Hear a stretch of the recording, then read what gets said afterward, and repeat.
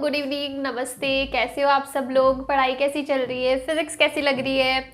11th class में आए हो तो 11th क्लास की फिजिक्स कैसी लग रही है? कोचिंग कैसी चल रही है? सब चीज़ें मुझे कमेंट्स में बताना। और मेरे वीडियोस आपको कैसे लग रहे हैं? कहीं पे कुछ रह गया हो या फिर इससे एक्स्ट्रा आपको कुछ चाहिए तो वो भी मुझे कमेंट्स में बताना। अगर मुझे वो सही लगेगा तो मैं उसके ऊपर भी बिल्कुल वीडियोस बनाने वाली हूँ। तो प्लीज़ जो भी चीज़ हो मेरे साथ शेयर करना। एंड हमने जो हमारा पिछला वाला वीडियो था ना, उसमें हमने पढ़ा था इक्वेशंस ऑफ मोशन, उसकी जो भी थ्योरी है उसको कैसे डिराइव करते हैं। वो बोर्ड एग्जाम के पॉइंट ऑफ व्यू से बहुत इंपॉर्टेंट था। नीट या फिर जे या कोई भी कॉम्पिटिशन एग्जाम होगा उसमें कोई डेरिवेशन तो पूछता नहीं है, तो उसमें इतना इंपॉर्टेंट नहीं था। बट या according to me you should know कि क्या प्रोसेस रहता है, तो इसलिए मैंने वो करवाया था। अब आज का हमारा जो वीडियो रहेगा उसके अंदर हम लोग complete equation of motion and motion under gravity, तो इन दोनों के जितने भी न्यूमेरिकल्स बनते हैं टॉपिक के उसके बारे में बात करेंगे। एंड ऑफ कोर्स इनके ऊपर बहुत सारे न्यूमेरिकल्स बनते हैं, तो दैट्स लाइक इम्पॉसिबल कि मैं एक एक न्यूमेरिकल पिछले ईयर का आप कर्व को करवाऊँ। लेकिन कुछ 7 to 8 न्यूमेरिकल्स जिसमें काफ़ी अच्छे वाले कॉन्सेप्ट्स क्लियर हो रहे हैं, तो वो मैं लेके आई हूँ आपके साथ। तो प्लीज़ पूरा वीडियो चेक करना और एक एक क्वेश्चन पहले खुद से ट्राई करना सॉल्व करने की, पॉज करके। अगर नहीं होता है तो आप वीडियो देख के उसका सोल्यूशन देख सकते हो, लेकिन पहले खुद से ट्राई करना, बिकॉज मेरे प्रैक्टिस करने से कुछ नहीं होगा, प्रैक्टिस आपको करनी पड़ेगी। तो चलो शुरू करते हैं। हमारे पास ये क्वेश्चन है। सबसे पहले मैं ये क्वेश्चन इसलिए करवा रही हूँ क्योंकि इसमें डायरेक्शन का पता पड़ जाएगा कि हमको जो वेलोसिटी होती है, जो हाइट होती है, उसकी डायरेक्शन कैसे लेनी है, तो इसलिए मैंने ये क्वेश्चन कराया। बाकी इस क्वेश्चन में ऐसा कुछ कॉम्प्लिकेटेड कुछ है नहीं। अगर आपने इक्वेशन बराबर लिख दी ना तो आपका क्वेश्चन ईजिली सॉल्व हो जाएगा। तो सबसे पहले आप क्वेश्चन को स्टेप बाय स्टेप पढ़ो। अगर क्वेश्चन में डायग्राम की बात करिए तो आप साथ साथ में बनाते रहो। अगर सिर्फ डेटा गिवन है तो आप डेटा को साइड में लिखते रहो। तो सबसे पहले क्या बोल रहा है, 2 balls A and B are thrown from a top of a tower with equal speeds. तो हम लोग बात करते हैं कि कोई टावर है हमारे पास,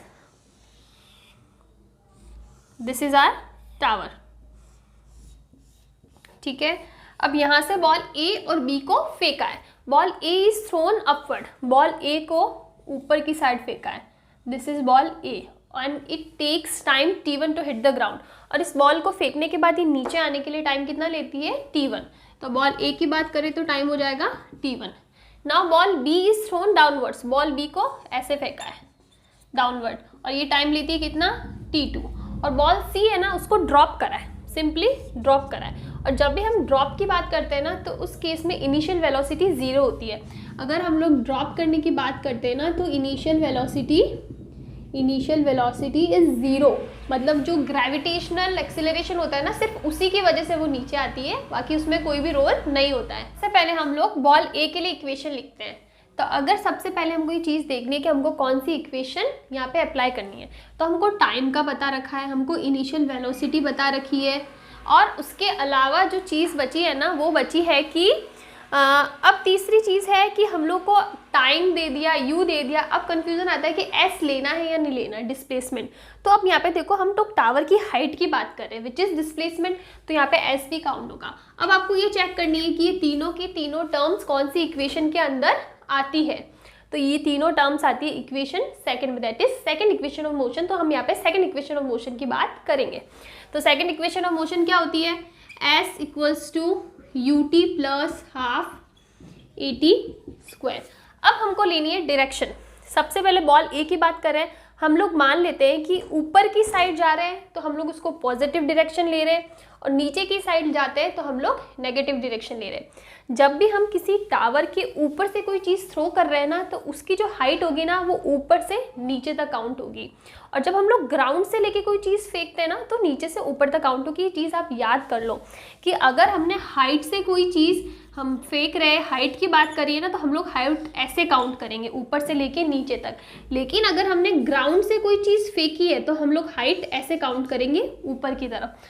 अकॉर्डिंगली आपको डायरेक्शन लेनी पड़ेगी। तो यहाँ हम टावर के ऊपर से बात कर रहे हैं ना तो हम लोग को हाइट लेनी पड़ेगी ऐसे।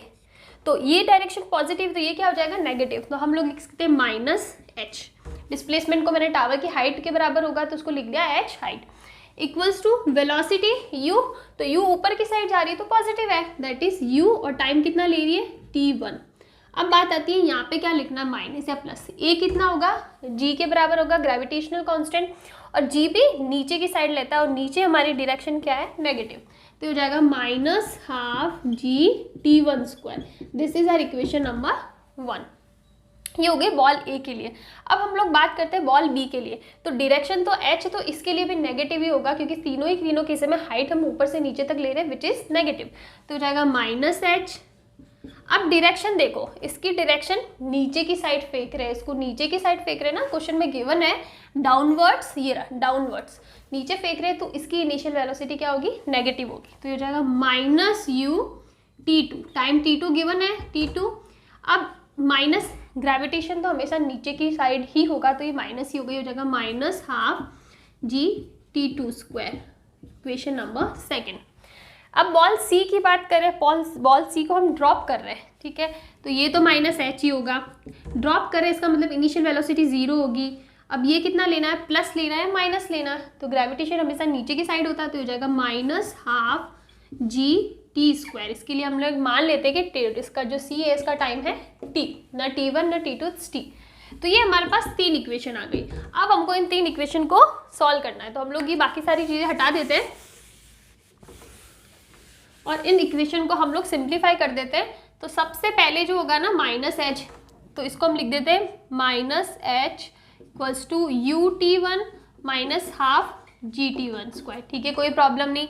सेकंड इक्वेशन में भी देखो तीनों साइड माइनस है, लेकिन हम लोग माइनस ही रहने देते हैं, ये हो जाएगा -h = -ut2 -12 gt2²। और थर्ड में माइनस माइनस हटा देते तो हो जाएगा h = ½ gt²। This is equation number 3। ये तीनों इक्वेशन हमने यहाँ पे लिख दी। अब आपको इनको सिंप्लीफाई करना है। अब यहाँ पे फिजिक्स की ज़रूरत नहीं है, यहाँ पे मैथ्स की ज़रूरत है। तो आप देखो कि मैं इनको कैसे सॉल्व कर सकती हूँ। तो सबसे पहले मैं इन 2 इक्वेशन को सिंप्लीफाई करूँगी, फिर मैं इसमें पुट करूँगी, बिकॉज हमको जो टाइम t है ना वो t1 और t2 की फॉर्म में चाहिए। जब भी आप ऑप्शन चेक करोगे ना आपको पता पड़ जाएगा, इस क्वेश्चन में जो आंसर्स ऑप्शंस गिवन है ना वो t1 t2 की टर्म में गिवन है। तो ऑब्वियसली बात है हमको इन 2 इक्वेशन से पहले एक टर्म निकालनी पड़ेगी। तो मैं ऐसा करती हूँ, फर्स्ट वाली इक्वेशन को मल्टीप्लाई करती हूँ t2 से और सेकेंड वाली इक्वेशन को मल्टीप्लाई करती हूँ t1 से और फिर दोनों को कर देती हूँ ऐड, फिर देखते हैं क्या चीज़ आती है। तो ये हो जाएगा,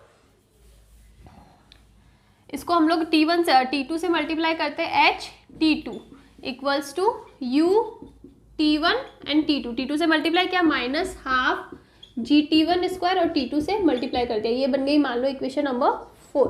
अब नीचे वाली इक्वेशन को मैं t1 से मल्टीप्लाई कर रही हूँ, -h t1 = u, ये तो टर्म सेम ही आएगी। और ये कितना है, अच्छा ये भी हमारे पास माइनस है तो माइनस लगा देंगे और ये हो जाएगा -12 gt2² × t1, इक्वेशन नंबर 5। अब मैं इन दोनों को ऐड कर लेती हूँ, तो ये क्या हो जाएगा -h t2 -h t1, add करूँगी तो भी माइनस ही लगेगा। फिर हो जाएगा, अब इन दोनों को ऐड करूँगी तो आप देखो u t1 t2 -u t1 t2, तो ये कैंसिल आउट हो जाएगा ना। माइनस में ऐड कर रही हूँ दोनों को तो साइन में कोई चेंजेस नहीं आएंगे, तो ये दोनों कैंसिल हो जाएगा, इसको मैं नहीं लिखती हूँ। फिर ये हो जाएगा -12 t1² t2 प्लस होता है लेकिन इधर माइनस आना है तो माइनस ही हो जाएगा, ये हो जाएगा -g t2² t1। अब आप देखो इसमें क्या कॉमन आ रहा है, इस टर्म में कॉमन आ रहा है -h, कॉमन ले लिया, पीछे क्या बचेगा t1 + t2 = इसमें कॉमन आ रहा है -12 g t1 and t2 common आ जाएगा। इधर क्या हो जाएगा t1 t2 निकालने के बाद t1 बचेगा और उधर बचेगा t2। अब दोनों साइड ये कैंसिल हो रहा है तो पीछे क्या बचा -h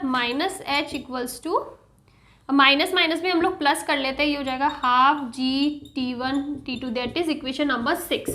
अब हमको इक्वेशन नंबर 3 और इक्वेशन नंबर 6 की बात करनी है, तो बाकी सारी चीज़ें मैं हटा देती हूँ। अब आप देखो इन दोनों इक्वेशन के लेफ्ट हैंड साइड पे क्या है, एच है, तो मैं दोनों इक्वेशन को इक्वल रख सकती हूँ, तो मैं लिख देती हूँ ½ gt² = ½ g t1 t2, ½ g से ½ g कैंसिल हो जाएगा, t² = t1 t2, तो हम स्क्वायर रूट ले लेते हैं, तो ये क्या हो जाएगा t1 t2। This is our answer. इसमें जो फिजिक्स का काम था ना वो तब तक था जब तक हमको इक्वेशंस लिखनी थी। तीनों इक्वेशन आने के बाद में आपको मैथ्स अप्लाई करनी है, उसमें कोई भी फिजिक्स नहीं है। आपको देखना कि कैसे मैं इसको ज़्यादा से ज़्यादा सिंप्लीफाई कर सकती हूँ। अगर अपने जो ऑप्शन है ना T1 T2 की टर्म में नहीं गिवन हो गया ना तो मे भी अपने को आइडिया ना लगे, लेकिन ऑप्शन से आपको पता पड़ जाता है। वो काफ़ी बार जो ऑप्शन होते हैं ना वही आपको हिंट देते हैं कि आपका आंसर क्या होगा, तो आपको उसके अकॉर्डिंग काम करना है। अब हम लोग अगला क्वेश्चन लेते हैं। So this is the question number 2। ये भी काफ़ी इम्पॉर्टेंट है, एग्ज़ाम में आया हुआ है और भी बहुत सारे कंपटीशन एग्जाम में आया हुआ है। तो सबसे पहले क्वेश्चन को पढ़ते हैं। A train is moving with constant acceleration, उसकी एक्सीलरेशन कांस्टेंट है, crosses a pole. Let's say we have a pole. मेरी ड्राइंग पे मत जाना, वो बहुत ख़राब है। फिर बोला है speed of front portion of the train. For example ये ट्रेन हो गई हमारी,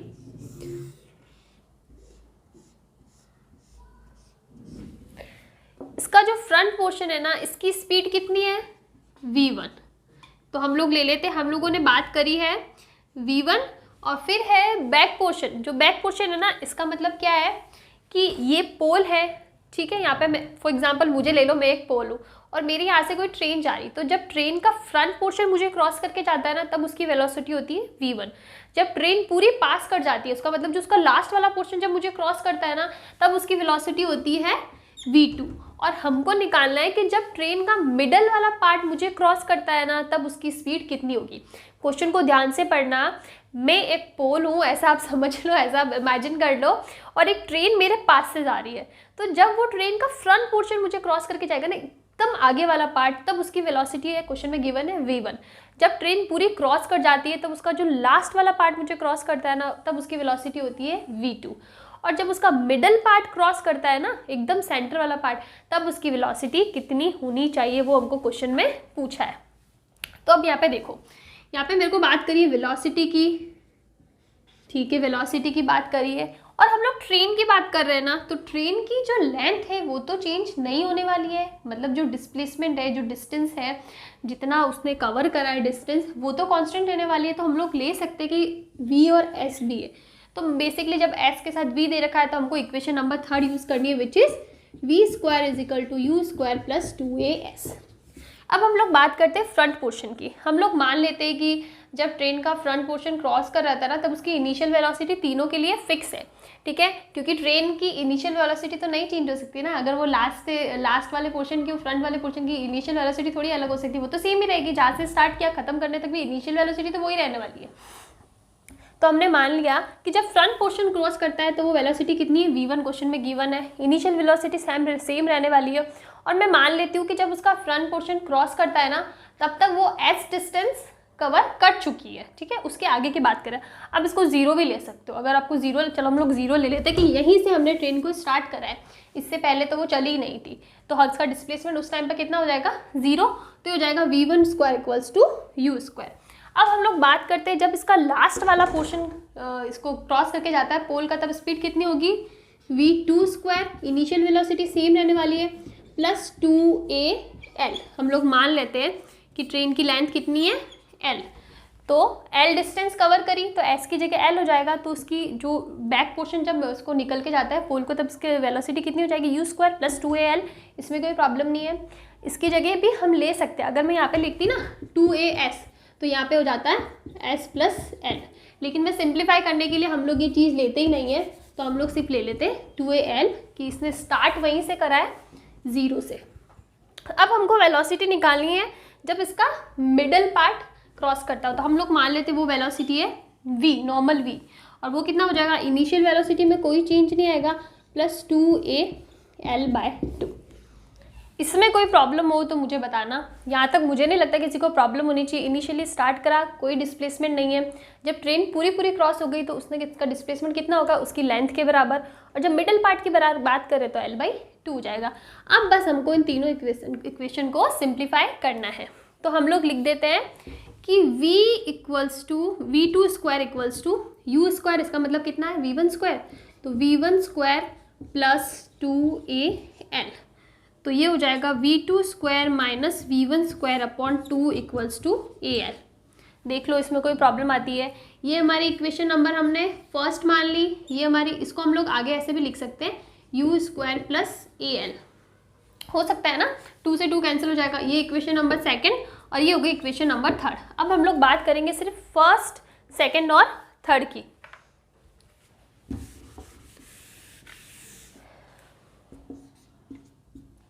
अब आप देखो मुझे क्या करना है, मुझे इस इक्वेशन और इस इक्वेशन की बात करनी है, तो मैं ऐसा लिख सकती हूँ v square equals to u square plus a l, और यू स्क्वायर की वैल्यू मुझे पता है कितनी है, वी1 स्क्वायर प्लस ए एल की वैल्यू मैं यहाँ से लिख देती हूँ, ये हो जाएगा वी2 स्क्वायर माइनस वी1 स्क्वायर अपॉन 2। बाकी सब चीज़ें हटा दो। अब आप इसको सॉल्व करो, कितना हो जाएगा 2v स्क्वायर, या फिर 2 मत लिखो, v square equals to v1 square plus v2 square by 2 minus v1 square by 2। v1 square में से v1 स्क्वायर बाई 2 निकालूंगी तो कितना बचेगा, v square is equal to v1 square by 2 plus v2 square by 2। और ज़्यादा simplify कर दो, v1 square plus v2 square upon 2। अब मुझे v निकालनी है स्पीड, तो ये कितना हो जाएगा, under root v1 square plus v2 square upon 2। This is our final answer. चल नहीं रहा है, ये हमारा फाइनल आंसर है। तो इसके अंदर सिंपली कुछ नहीं करना। देखो सबसे पहले ना इक्वेशन ऑफ मोशन में यही काम होता है, आप ज़्यादा डीप में नहीं जाके सबसे पहले जो भी डेटाज गिवन है ना, उससे जो भी इक्वेशन ऑफ मोशन बन रही है ना वो लिख दो आप। उसके बाद में सिर्फ मैथमेटिक्स का काम है। फिजिक्स अगर मैं सिर्फ इन क्वेश्चंस की बात करूँ ना, तो उनमें फिजिक्स का रोल तब तक ही होगा जब तक आप करेक्ट इक्वेशन ऑफ मोशन लिख देते हो। अगर आपने अच्छे से इक्वेशन ऑफ मोशन एकदम ध्यान से क्वेश्चन को पढ़ के लिख दिया ना, उसके बाद में सिर्फ मैथमेटिक्स का काम है कि आपको कैसे सॉल्व करना है। उसमें फिर कहीं फिजिक्स नहीं लगानी, इसमें कहाँ फिजिक्स लगानी है, आपको सिर्फ सिंप्लीफाई करना है इक्वेशन के कौन सी टर्म में निकालना है। मुझे क्वेश्चन में जो आंसर दिया हुआ वो v1 और v2 की टर्म में दिया हुआ है, तो ऑब्वियस सी बात है कि हमको इन्हीं को लेके सिंप्लीफाई करना होगा। Oh, this is one more question from previous year. A stone is thrown vertically upward at speed. A stone is thrown vertically upward. देखो मैं भी आपके साथ साथ अभी क्वेश्चन सॉल्व कर रही हूँ, मैंने भी पता नहीं कब सॉल्व करा होगा। So a stone is thrown vertically upward at speed 25 metre per second. इसका मतलब ये दे रखी है हमको initial speed 25 metre per second. Find the distance travelled in third second. अब सी, इसमें बहुत बड़ी ट्रिक है क्वेश्चन के अंदर। नॉर्मली क्या होगा एग्जाम टाइम में ना, आप बोलोगे अरे ठीक है इनिशियल वेलोसिटी दे रखा है, टाइम दे रखा है t इक्वल्स टू 3 सेकेंड, तो हम लोग को क्या निकालना है, डिस्टेंस निकालना है, तो हम लोग निकाल देंगे। ये हो जाएगा s equals to u t minus half g t square, सारी वैल्यूज दे रखी है हमारे पास, निकल जाएगा। बट ऐसा नहीं होगा, क्वेश्चन में हमको पूछा है डिस्टेंस, ये डिस्प्लेसमेंट होता है, डिस्टेंस नहीं होता है, और हमको डिस्टेंस निकालनी है।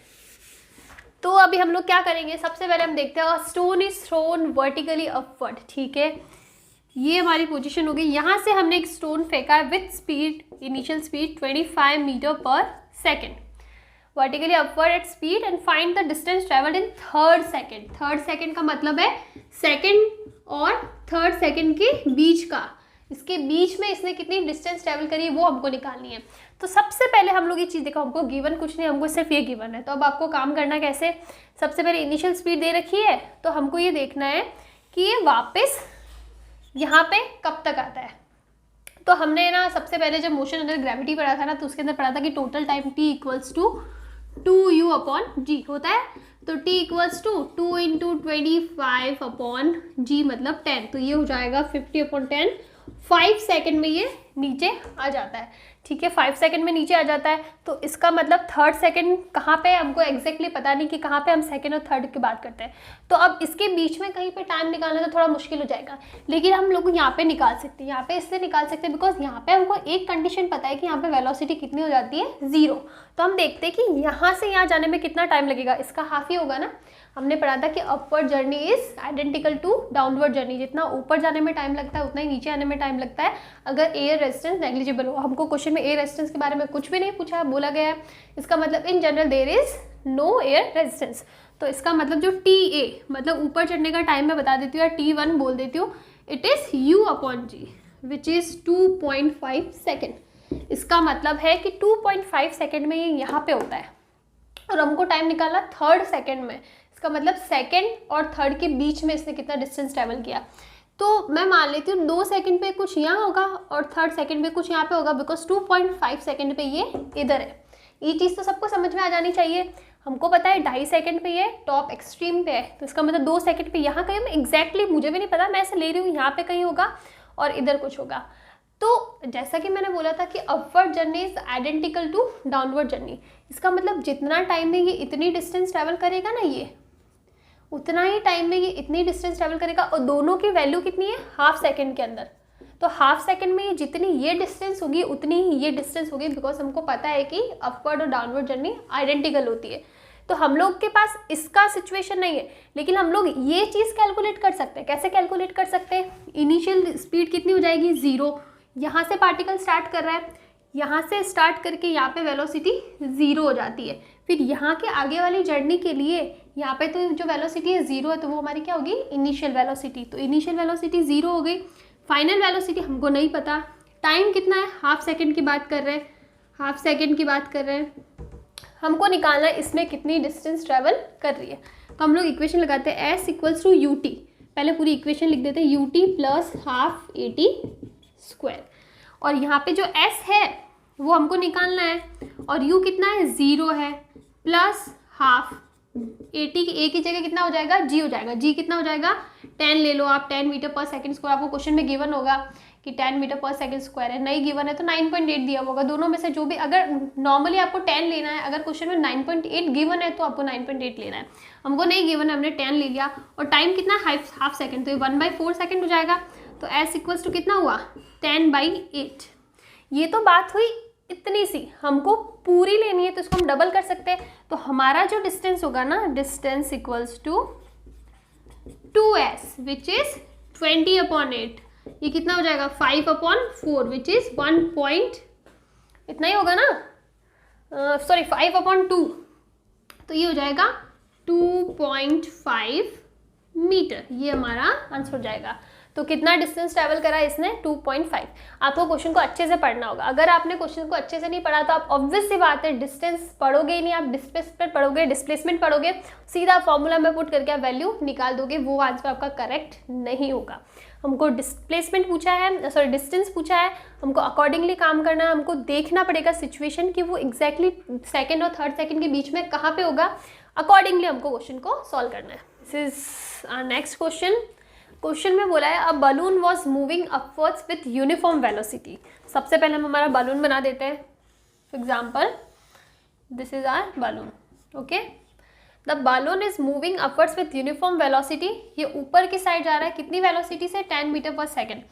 अब एक चीज़ जो इंपॉर्टेंट गिवन है, with uniform velocity. Uniform velocity है यहाँ पे, यूनिफॉर्म वेलोसिटी। यूनिफॉर्म वेलोसिटी का मतलब एक्सीलरेशन कितना हो जाएगा, 0। यूनिफॉर्म मतलब कांस्टेंट वेलोसिटी, और कांस्टेंट वेलोसिटी का मतलब हमारा एक्सीलरेशन 0 है। तो हमको बलून वाले केस में हमारा एक्सीलरेशन 0 है।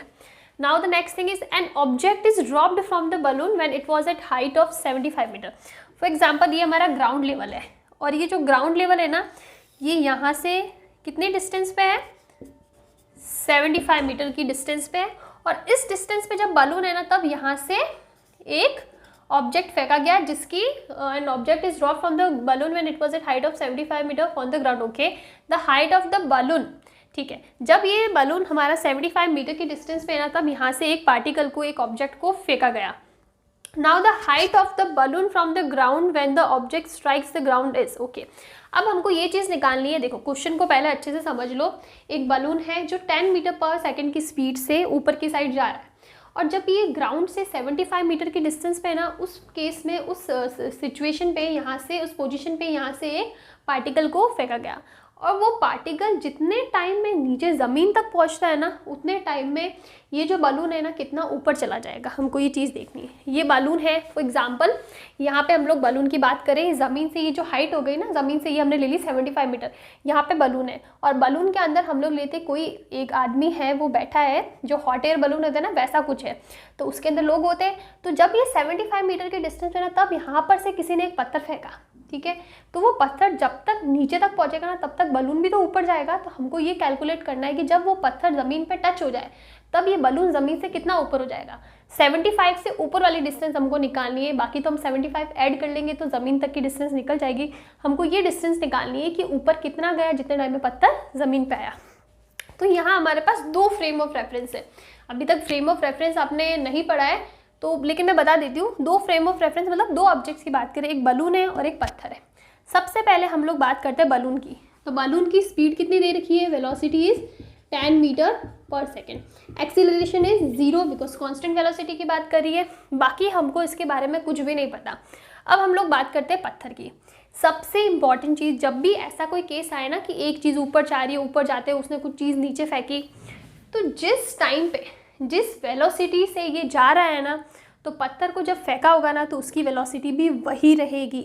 अगर बलून 10 मीटर पर सेकंड से जा रहा है और उस स्पीड से चलते चलते वो पत्थर को उसने फेंका है ना, तो पत्थर की स्पीड भी 10 मीटर पर सेकंड ही होगी। हमारे केस में 10 मीटर पर सेकंड की होगी बिकॉज हमने लिया है कि एक्सीलरेशन इज 0। इसका मतलब वेलोसिटी में कोई चेंज नहीं आएगा। अगर हम ये बोलते हैं ना कि मतलब जो बलून है उसकी वेलोसिटी चेंज हो रही है, उसके पास कुछ एक्सीलरेशन है, तब हमारा केस अलग होता, हमको उस पर्टिकुलर टाइम पे उस बलून की वेलोसिटी कैलकुलेट करनी पड़ती। लेकिन हमारे क्वेश्चन में गिवन है कि velocity is constant because sorry acceleration is uniform velocity is constant and acceleration is 0। तो इसका मतलब चाहे वो कितना ही ऊपर जाए उसकी वेलोसिटी सेम ही रहने वाली है। तो ये जिस भी हाइट पे है ना, उस टाइम बलून की वेलोसिटी कितनी है, 10 मीटर पर सेकंड। तो पत्थर को फेंका ना, तो पत्थर की वेलोसिटी भी वही होगी। जब भी दो ऐसे फ्रेम्स की बात करें कि एक ऊपर जा रहा है, एक में से दूसरा फेंका, तब दोनों की स्पीड सेम होगी। मतलब हमारा जो ऑब्जेक्ट है ना जिसकी हम बात कर रहे हैं, ऑब्जेक्ट, इसकी इनिशियल वेलोसिटी होगी 10 मीटर पर सेकेंड। ये चीज़ सबको समझ में आ जानी चाहिए बिकॉज बलून की स्पीड कितनी है ऊपर जाते टाइम, 10 मीटर पर सेकेंड। तो उसी टाइम ऑब्जेक्ट को फेंका तो ऑब्जेक्ट की जो इनिशियल वेलोसिटी होगी ना वो भी इतनी ही होगी। ठीक है, हमको ऑब्जेक्ट की इनिशियल वेलोसिटी पता हो गई। अब हमको ये देखना है और ऑब्जेक्ट कितने डिस्टेंस पर से फेंका गया, 75 मीटर। तो हम लोग ये एस जो होता है ना डिस्प्लेसमेंट, वो ले लेते हैं 75 मीटर। अब हमको ये चेक करना है कि इस स्पीड से इतनी डिस्टेंस ट्रैवल करने में उसको कितना टाइम लगेगा। इस क्वेश्चन को सॉल्व करना है ना, तो उसका एक ही तरीका है, आपको ये निकालना पड़ेगा कि पत्थर कितनी टाइम में नीचे आता है। अगर हमको वो टाइम पता पड़ जाएगा तो हमको बस ये देखना है कि उस टाइम में बलून कितना ऊपर जाता है। वो टाइम तो सेम ही होगा ना, जितने टाइम में पत्थर नीचे आएगा उतने टाइम में ही बलून ऊपर जा रहा है। तो हमको अगर वो टाइम मिल जाए ना, तो उसके बाद हम लोग इसकी पोजीशन निकाल सकते हैं।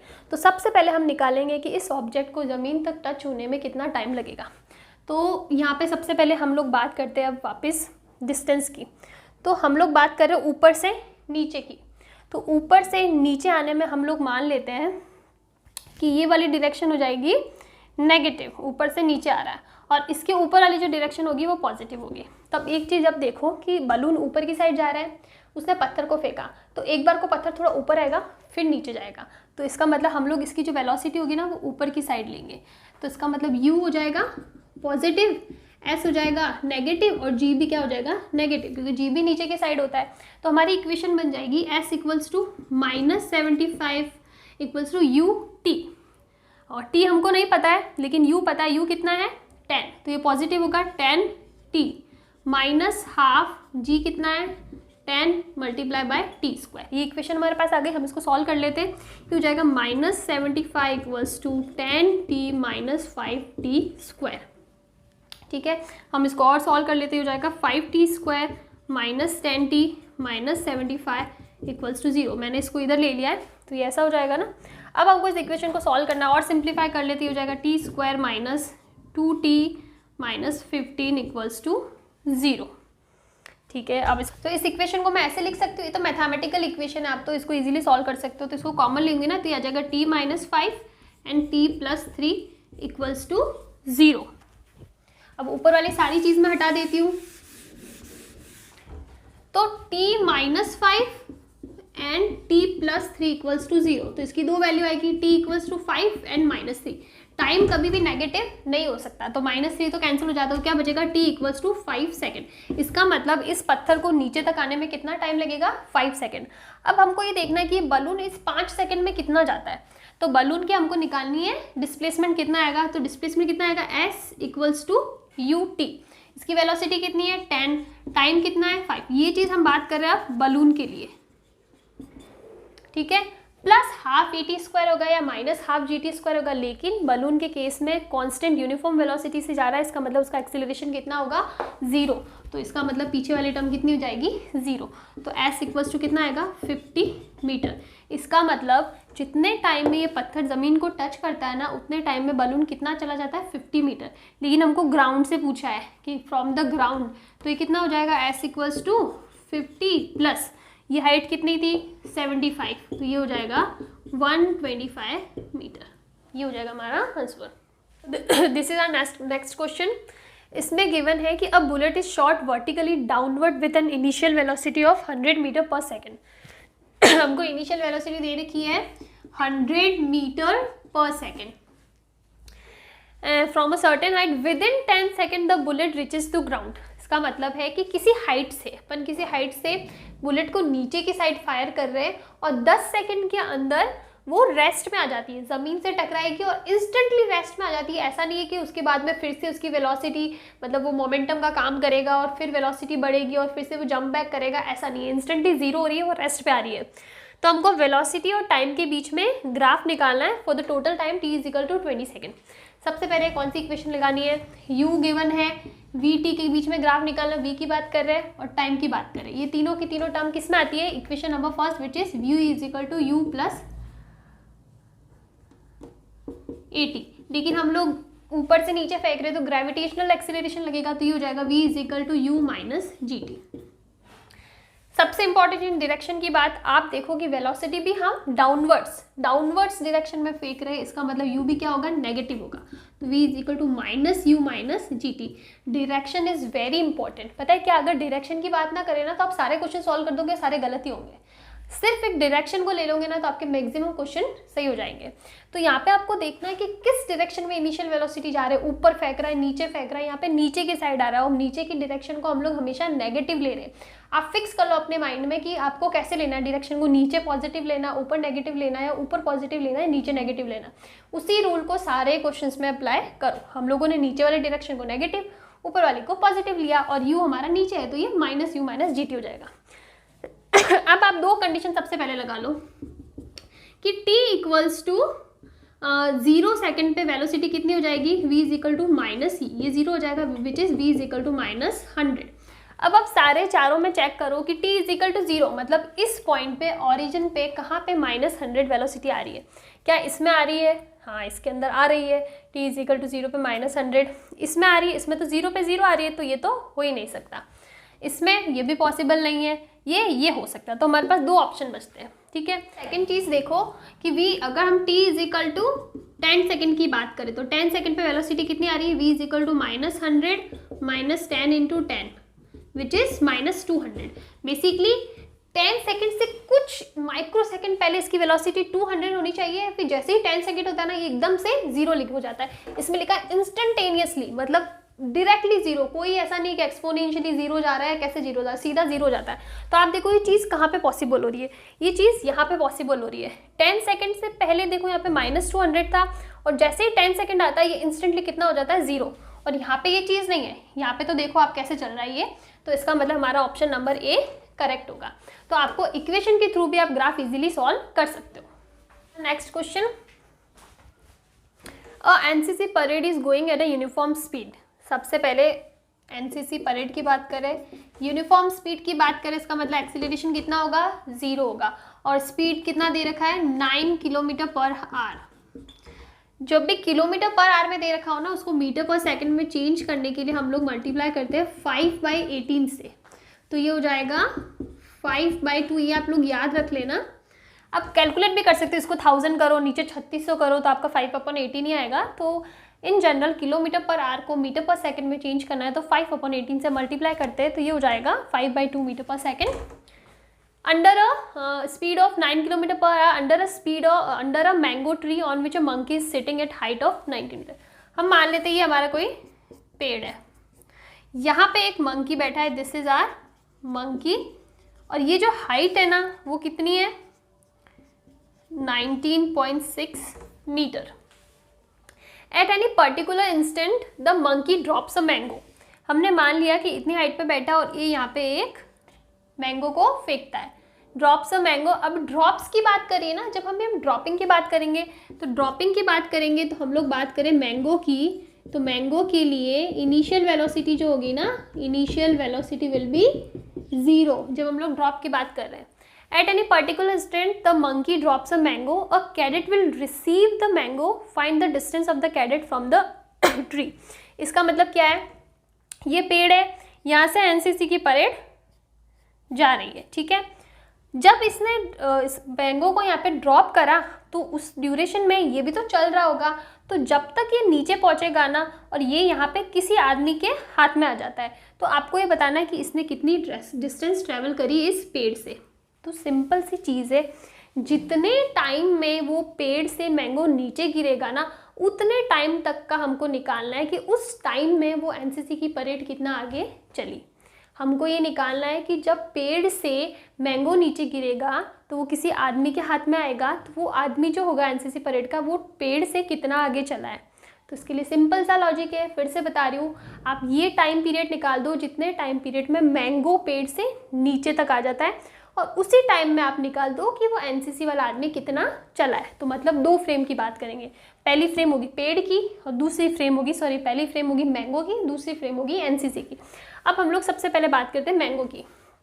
क्या क्या चीज़ गिवन है, इनिशियल वेलोसिटी दे रखी है 0, हाइट दे रखी है विच इज़ डिस्प्लेसमेंट कितना है 19.16 मीटर। अब देखो ये कुछ चीज़ें होती है ना जो आपको क्वेश्चन में गिवन नहीं होगी, लेकिन आपको समझना पड़ेगा। यहाँ पे हाइट दे रखा है 19.6 मीटर। जैसे आप ऐसा डेटा देखो ना जो 9.8 के मल्टीप्लिकेशन में, इसका मतलब हमको इन केसेस में जी को 10 नहीं लेना है, हमको जी को लेना है 9.8 मीटर पर सेकेंड स्क्वायर। ये आपको गिवन नहीं है क्वेश्चन में, ठीक है, लेकिन ये चीज़ आपको कैलकुलेट करनी पड़ेगी।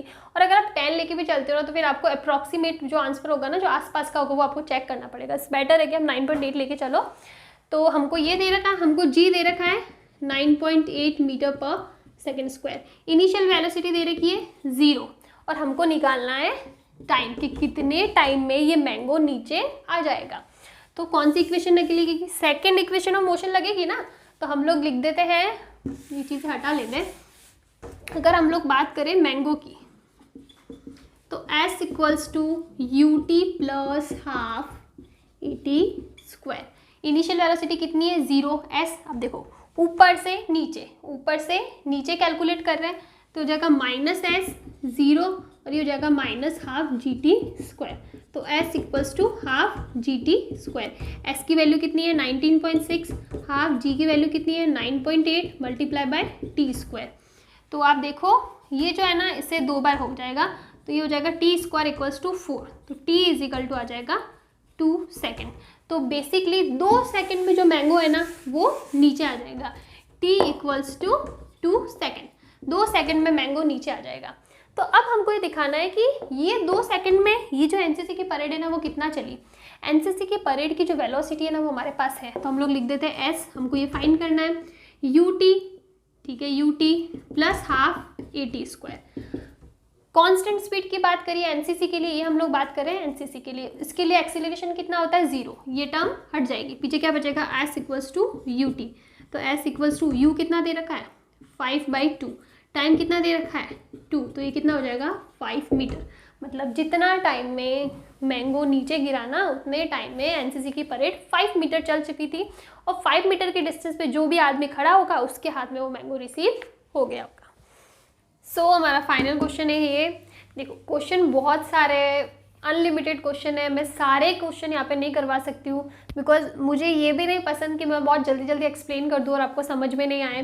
और अगर मैं जिस स्पीड से एक्सप्लेन कर रही हूँ, मतलब आराम से आपको अच्छे से समझ में आए, तो उसके लिए पूरा दिन भी लग जाएगा ना, तो भी मैं मुश्किल से 20 से 25 क्वेश्चन करवा पाऊँगी। सो जितने क्वेश्चन मुझे इंपॉर्टेंट लग रहे थे और ऐसा लग रहा था कि उसमें यूनिक कॉन्सेप्ट लग रहा है, उससे आपके काफ़ी कॉन्सेप्ट क्लियर हो जाएंगे, वो क्वेश्चन मैंने करवाए। और भी क्वेश्चंस हैं, मैं शॉर्ट्स में क्वेश्चंस डालती रहती हूँ विद सोल्यूशन, तो प्लीज़ आप वो भी देखते रहना, ताकि आपका, देखो शॉर्ट्स 1 मिनट का होता है, 55 सेकेंड 57 सेकेंड्स ऐसा कुछ होता है, तो वो बहुत ही ईजी होता है। आप सोते सोते भी 2-3 क्वेश्चन कर लोगे, आपको पता भी नहीं पड़ेगा और आपको हाथ से सॉल्व नहीं करना। अगर आप कंटिन्यूसली देखते भी रहोगे ना, तो थोड़ा बहुत तो कुछ तो कॉन्सेप्ट आ ही जाएगा। सो क्वेश्चंस अनलिमिटेड है, इसलिए सारे करवाना मेरे लिए इम्पॉसिबल है। जितने फिर मैं ट्राई करूँगी कि मैं ज़्यादा से ज़्यादा करवा सकूँ। तो अभी एक और ये क्वेश्चन है, ये भी मेंस में आ रखा है, मेंस आई गेस 2022 में क्वेश्चन आ रखा है एंड इट्स वेरी इंपॉर्टेंट, काफ़ी अच्छी इसके अंदर अच्छा कॉन्सेप्ट भी लगता है। तो ये क्वेश्चन मैं आपके ऊपर छोड़ती हूँ, एज अ चैलेंज आपको देती हूँ कि आपको ये क्वेश्चन सॉल्व करना है। इसका जो आंसर होना मुझे कमेंट्स में बताना, और अगर नहीं होता है तो वो भी बताना, तो मैं जो भी नेक्स्ट वीडियो होगा या फिर ट्राई करूँगी शॉर्ट्स में इसका सोल्यूशन मैं आपको दे सकूँ। तो ये क्वेश्चन एज अ चैलेंज मैं आपको देती हूँ, आपको करना है, आंसर आए तो मुझे कमेंट में बताना, नहीं आए तो भी मुझे बताना। और कल हम लोग, कल के बाद में 2 वीडियोस और आएंगे, उसके बाद ये चैप्टर कंप्लीट हो जाएगा। ये जो दोनों टॉपिक है इसके बाद मैं कराऊंगी ना, वो आपके बोर्ड्स में नहीं है, आपकी जो लोग बोर्ड एग्जाम की तैयारी कर लेना उनके लिए वो नहीं है क्वेश्चन। ये नीट और जेई के रिस्पेक्ट में बहुत इंपॉर्टेंट टॉपिक्स है, तो वो मैं आपको कराऊंगी। रेन प्रॉब्लम और जो बोर्ड प्रॉब्लम है ना, एंड रिलेटिव वेलोसिटी, ये 3 टॉपिक है। तो ये मैं नेक्स्ट 2 वीडियोज़ में कवर कर दूँगी, ट्राई करूँगी कि मैं दो वीडियो में तीनों टॉपिक कवर कर लूँ, ताकि हम लोग 3rd यूनिट की जगह 3rd यूनिट के स्टार्ट कर सकें। सो आज के लिए इतना बहुत हो गया, एंड प्लीज़ इसका आंसर आए तो मुझे कमेंट्स में बताना, नहीं आए तो भी मुझे बताना, ठीक है। चलो, थैंक यू।